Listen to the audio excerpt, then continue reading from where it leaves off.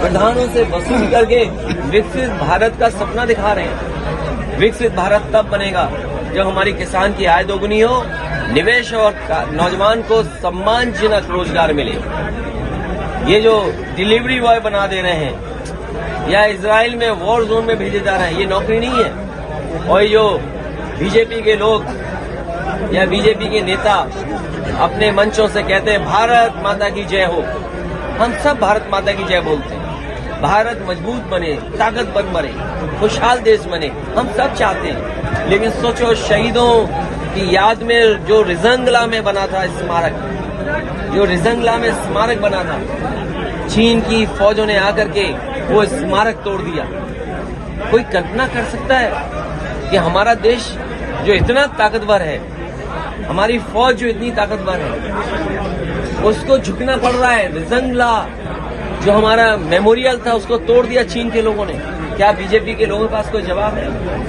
ये जो आधी अधूरी नौकरी दे रहे हैं अग्निवीर, समाजवादी पार्टी कभी स्वीकार नहीं कर सकती है।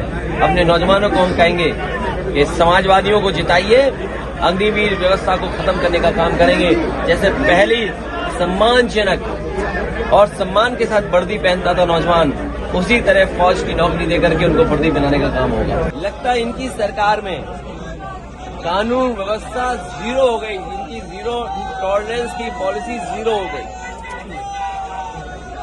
और अस्पताल का हाल तो ये है, मुझे याद है एक रात में लगभग 11-11:15 बजे जग रहा था और इसी गोंडा की एक खबर मैंने देखी टीवी पर जो चली कि एक श्रीवास्तव परिवार, उसके परिवार के सदस्य डॉक्टरों से लड़ रहे हैं और डॉक्टर से ये कह रहे हैं कि तुमने इंजेक्शन लगा दिया मेरी परिवार के सदस्य जिसकी जान चली गई, वो गर्भवती महिला की। वो दिन और आज का दिन, बताओ स्वास्थ्य व्यवस्थाएं क्या है, बच्चों की कितनी जान जा रही है।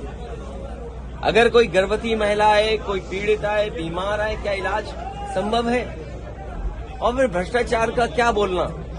मैंने तो सदन में कहा, पहले भी कहा, फिर कहता हूं, प्रेस के साथियों से भी कहा और मैं फिर कहता हूं कि आज उत्तर प्रदेश में सबसे बड़ा भूमाफिया कोई है तो भारतीय जनता पार्टी के तमाम नेता भूमाफियाओं का काम कर रहे हैं, जमीनें कब्जा कर रहे हैं। और दुख बोलूं, खुशी बोलूं या जीरो टॉलरेंस पॉलिसी को याद करूं, अभी कुछ दिन पहले मुख्यमंत्री जी गोरखपुर गए थे और गोरखपुर जाकर के उन्होंने कहा कि भूमाफियाओं पे लगाम लगनी चाहिए।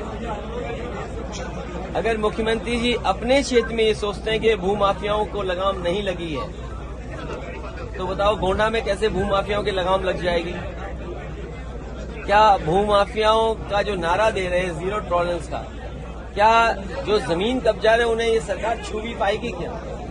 और फिर अगर इतनी साफ सुथरी है, अगर ये वाकई मर्यादित हैं, आदर्श जीवन के रास्ते पे चलते हैं, तो सार्वजनिक क्यों नहीं करते रजिस्ट्रियां? गोंडा की रजिस्ट्री कर दो, सार्वजनिक। सबसे ज्यादा जमीनें किसने खरीदी हैं? अयोध्या की सार्वजनिक कर दें कि रजिस्ट्रियां किसने की हैं? इतने बड़े घोटाले। और जब पुण्य काम हो रहा हो उस समय गरीबों को तकलीफ और परेशानी दी जाए। ये लोग कहते हैं नौकरी मिल गई, रोजगार मिल गए। अभी आपने देखा रोजगार के नए अवसर, लोग इजराइल जा रहे हैं, लाइन लगी है इजराइल में जाने के लिए। सोचो, वॉर जोन में यहाँ के नौजवान 40,000 45,000 रुपए की नौकरी करने जा रहे हैं। जो निवेश के सपने दिखाए थे, निवेश कितने जमीन पर पहुंचे? हमारे किसान की क्या आय दोगुनी हो गई? ये प्रधान और हमारे पत्रकार जानते होंगे। ये जो विकसित भारत का जो नारा देकर के आयोजन चल रहा था, क्या प्रधानों से पैसे नहीं वसूले गए?